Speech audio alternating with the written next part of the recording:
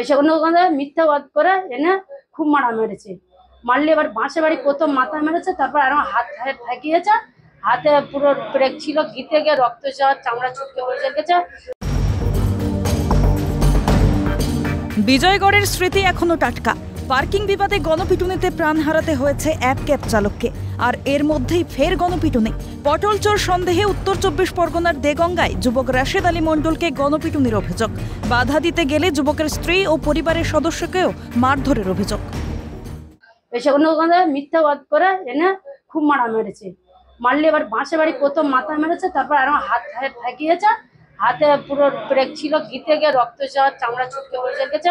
নাকে ঘুষি মেরেছে, বুকে লাথি মেরেছে। এত মারা পরে আমার স্বামী অনুরোধ করছে, পায়ে ধরছে, কাঁদছে, তবু আমার স্বামী ছাড়ে না। তারপরে এবার আমি দেখে আমি ঠেকাতে গেছি, আমার ধরে মেরেছে।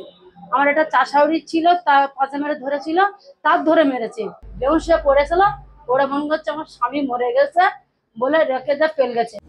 অচৈতন্য অবস্থায় যুবককে উদ্ধার করে হাসপাতালে নিয়ে যাওয়া হয়। মারধরের জেরে মারাত্মকভাবে জখম হওয়ায় ভালো করে কথাও বলতে পারছেন না আক্রান্ত।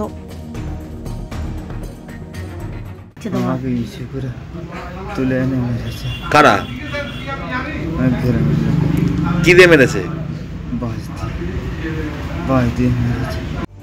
ঘটনায় পুলিশে অভিযোগ দায়ের হয়েছে, যদিও গ্রেফতারির কোনো খবর নেই। পঙ্কজ বিশ্বাসের রিপোর্ট, ক্যালকাটা নিউজ।